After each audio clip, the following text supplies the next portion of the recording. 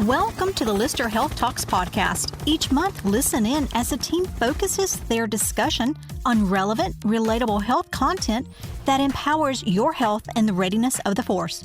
In today's episode, we're laying the foundation to build and strengthen your resilience. Let's get started. Thank you all for joining me today. I'm Lieutenant Colonel Steder, the commander of Lyster Army Health Clinic and the director of health services for Fort Novosel.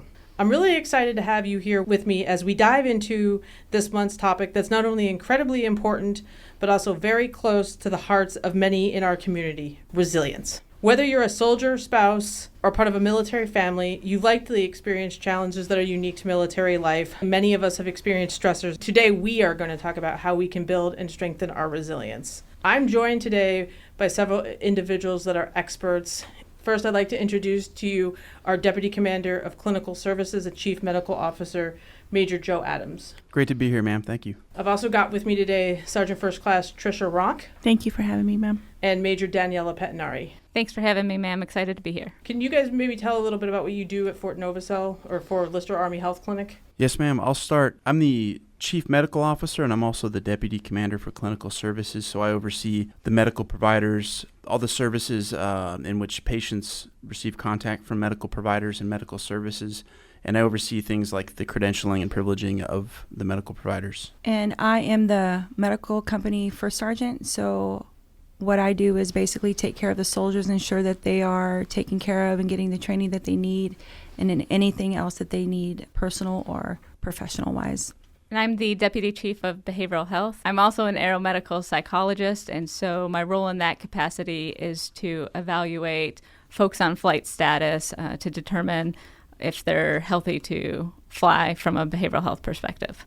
One of the unique things about the military is we're very lucky in which we are taught resilience from the day we enter the military, if we did not have it before our lives of joining the military.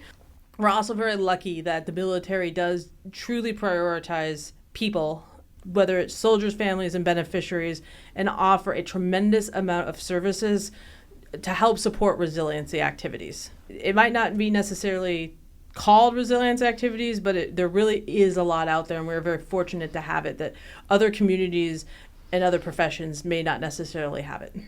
Now, Sergeant Ronk, you're also our facility's master resiliency trainer, aren't you? That is correct, ma'am. Can you tell us a little bit about what resiliency actually is? So resiliency is, as we all know, is kind of coming back from setbacks and bouncing back. But also resiliency is knowing how to take care of yourself. And I think that's really important, is just knowing how to take care of yourself when you need to take care of yourself. And so that's kind of what we do here when we train our Lyster population on how to be resilient. Oh. What are some techniques that you've seen in the past or recommendations that you have for some of our listeners? Yeah, so from my perspective, I don't see resiliency necessarily as one thing that we do. It's very much a process that we need to engage in. And so I think of it from maintaining or cultivating a resilient mindset. And for me, what that looks like is the first step is essentially accepting reality. So we understand that bad things, difficult things, challenging things happen to people all the time. And how are we able to rebound from that? And part of it is accepting the reality of that. And oftentimes what folks tend to do is they tend to take a step back, ignore or avoid the problem versus jumping in head on and attacking whatever challenge they have. So that second step in the process is problem solving and goal setting. So looking at your challenge, identifying what the problem is, then coming up with solutions to the problem. And when you're coming up with solutions for the problem, it's really about brainstorming and not restricting yourself in that moment when you're brainstorming until you've developed several different ideas that you can look through and identify the pros and cons and then pick your final solution. From there, we develop goals. And, I really like the idea of SMART goals, specific, measurable, attainable, realistic, and timely, to help set those goals for us to be successful. Well, I think what Major Pettinari said is about setting goals, setting realistic goals is really important, and then breaking them down into smaller ones so they can be more achievable, but also making connections. So building a strong support system where you're at, I think, is really important for resiliency too. Absolutely, because that social support can help navigate maybe emotional challenges, provide some guidance, and also help with any physical assistance that may be needed within the family unit. I think the important thing is when you're building your social community is when you get to a challenging point in life, not being afraid to ask for help. So that's great that you mentioned seek help. So something unique, we're a healthcare organization, so we constantly work in a high stress environment, but we're lucky enough to also be at the home of aviation with all the aviators, which is another fast-paced, high-stress environment. Oftentimes, aviators especially are worried about the stigma of possibly seeking help and that they'll be grounded. So Major Adams, could you talk a little bit about the stigma and some of the myths that come with it? Yes, ma'am. I think that's a great point. A lot of times we do have aviators who are reluctant to talk about behavioral health or things that they might be dealing with in their lives that are causing them stress because they are afraid they're going to be grounded, that they're going to get a downslip. And what I tell them is that they might get a temporary downslip, but in the long run, they're going to be taking care of the problems that are important to them, and they're going to be avoiding bigger problems. Even though it might result in a temporary grounding, in the long run, they're going to be helping themselves out and helping their careers out. I think Major Adams is right on. The goal really is prevention. So when you start noticing potential difficulties in your life, whether it's sleep difficulties, whether it's relationship difficulties, whether you're noticing some increased stress given the high stakes environment that we are in aviation, it's important to get that assistance as soon as possible so that we can mitigate that getting to a more severe level. And so from similar to the medical side of the house, if seek treatment early, yes, you may get a temporary downslip. However, that doesn't necessarily mean you're never going to fly again. Oftentimes folks get the treatment and the help that they need and they're back in the air. I'll offer a story. When I was a younger doc, I had a commander who was an aviator who was struggling with some PTSD and other issues. He ended up being a huge proponent of behavioral health services and resiliency as a result. He was initially reluctant to seek out help for exactly the reasons we're talking about here. He was afraid of being downed, afraid of the stigma associated with it. But now he encourages everyone who needs it to seek out help. And he was a big inspiration in the unit I was in. Thinking about the picture of resilience, I like for everyone to think about our military families. I know the service members, we do a lot, but the military families, they do a lot too. And they really are, in my opinion, the epitome of resilience because they have to be flexible. They're moving all the time. The kids are moving. And so they go through a lot of things. And it's just they have this natural resiliency that comes through. And so I really think that we should look at that and, appreciate their resiliency and recognize that. I think from experiences, kind of the things that I have seen work when building resiliency or dealing with a difficult situation has not only having that social support around you, but also cultivating this idea of this positive mindset, optimism, and some self-care measures. And so for me, I know when I go through challenging times, it's important for me to make sure that I'm exercising, make sure that I'm getting enough sleep, making sure that, I have this mindset on life that's hopeful and I'm looking at possibilities and opportunities in the future versus this perspective of denial of whatever challenge or feeling drowned or pulled down by that challenge. So shifting the way that I'm thinking to a more positive, optimistic mindset, I think has been helpful for me in terms of overcoming challenging situations. That's great advice from all of you. All of you mentioned, or you used the keyword building or seeking out. So in general, resilience is not something we're born with. It's something we build over time. as we all know, and something that it's much easier to navigate through with the support of a community. And what works for one person is not necessarily going to work for another. Ma'am, I think that's a great point. And one thing I would just want to emphasize is it's important to practice building resiliency in times when you don't feel stressed out or there's not a challenge, so that when a difficult situation comes up, you already have that mindset condition to be able to better handle that situation. So, I tell folks all the time in the therapy room, you have to practice the skill when you're not stressed out to be able to implement it when you are. And I often use the analogy of sports. When you first start learning to play a sport, you're not thrown in a competition the first day you start. You learn the basic skills, you practice in low stress situations so that when you are in a stressful situation, you're able to implement.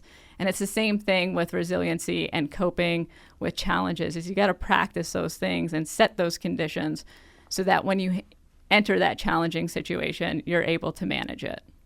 That's great advice. I think taking care of ourselves, especially in the military, is sometimes hard to do with our op tempo and other thing, and ultimately multiple missions, taking care of people. So it is hard to do, but it's important to prioritize. I myself in the past have been or can be pretty bad at it. I was in Korea during COVID, which we were working roughly 20-hour days, and I was not doing a good job taking care of myself. I do know firsthand, if you're not building resilience, that it can impact health. Major Adams, what would you agree with that? Or I think the foundation of a resilient mindset is a resilient body. So I think you really have to take care of yourself first, and make sure you're getting enough sleep for one, and you're eating appropriately. You want to have a healthy diet. You're getting enough exercise. All those things, they may sound cliche, but they're very important to having or to being resilient. If you're not getting enough sleep, you're going to be stressed out. Your body's going to produce stress hormones. You're gonna have high blood pressure. It's going to affect a lot of different things. So yeah, absolutely. The foundation to resiliency is taking care of yourself. What are some other health? Are there some other health risks or things that we see that come through for such as high blood pressure or other items that may happen? Yes. In addition to high blood pressure, ma'am, it can affect everything from blood sugar levels to atherosclerotic heart disease, your cholesterol, and a host of other hormone levels. But generally speaking, it's just the stress hormones are bad on your body. They're rough on your body. We all have stressors in our lives. It's a normal occurrence. One of the ways I like to relieve stress, if it's during the day, is get outside and see the sun a little bit. Or daily, I like to work out. I can tell very much a difference in my mood or how I feel if I don't work out. I'd like to go around the room and kind of, if you guys share what you personally do. Yes, ma'am. A couple of things I do. One, I try to get to bed at the same time every night, and I avoid things that are going to prevent me from sleeping. Things like alcohol, caffeine late at night, stressful phone calls from relatives that might raise my blood pressure. I write things down, so anything that is maybe a hot topic for the next day that I'm going to be thinking about that's going to cause me to have racing thoughts and prevent me from sleeping, I'll write it down, and then I know I've got it written down or I've got it in my phone calendar. I don't have to worry about it because I'm going to see that when I wake up. Just little things like that, making sure that we all say sleep is important, but just like focusing on how you're going to get that sleep, I think is very important, because the little details have big impacts when it comes to things like that. And then food, again, I'm getting back to the triad: food, sleep, and exercise. But food, like who's buying your groceries? Are you buying groceries when you're hungry? Are you buying and you end up buying a bunch of junk? Because if your house is full of junk food, that has big impacts on your health, which has impacts on your mental state. It has impacts on how well you sleep, your energy levels, and things like that. And then again, exercise, setting a time, making realistic goals about how you're going to exercise. Telling yourself, I'm going to start exercising next week, is not the best way to go about it. You need to make a plan today for how you're going to start working out, and then plan it, and then work your plan. Maybe pack your gym bag the night before, so when you wake up, it's ready to go, and you don't even have to think about it. Just get up and go. But little things like that, I think, are important. And then other little things throughout the day that just kind of build a sense of structure, like making your bed in the morning. Little silly things like that, I think, kind of set the stage for a stress-free day. and then making sure you're taking some time throughout the day for some mindfulness to take your mind off of the stressful things, like whether it's listening to music, whether if you pray, if you meditate, whatever it is, just to kind of take your mind off the future, off the past, and just kind of focus on what you're doing right there at that moment. It helps you decompress, and has a big impact too, I think. But one thing that I do on a daily basis is every day, working here, and I'm sure everyone else can relate, everybody wants something from you. They're always asking questions, and it's okay because it's part of our job and it's what we do.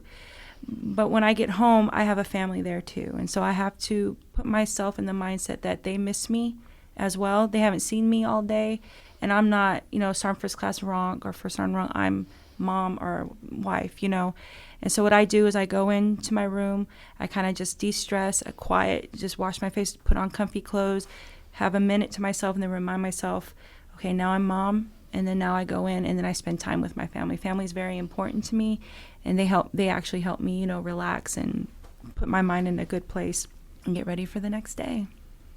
Thank you. That's very good advice about that you're not Sergeant Ronk to your family, and family is important.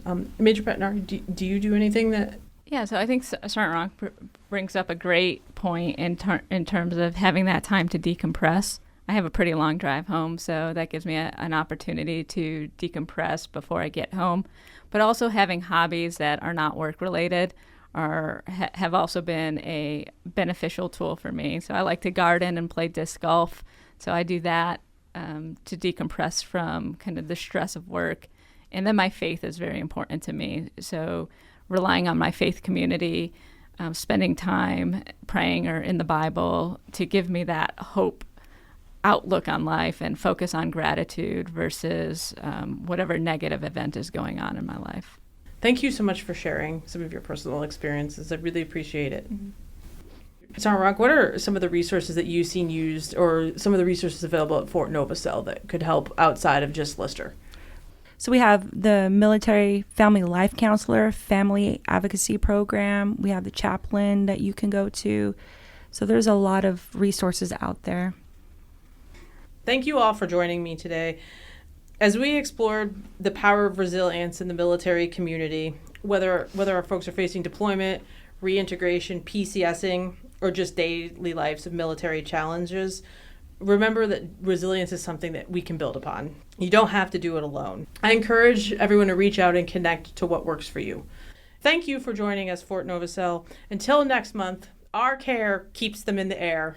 The Lyster Health Talks podcast is produced by the Lyster Army Health Clinic Public Affairs Office at Fort Novosel. You can catch all of our episodes on your favorite streaming platforms. Stay healthy, Fort Novosel.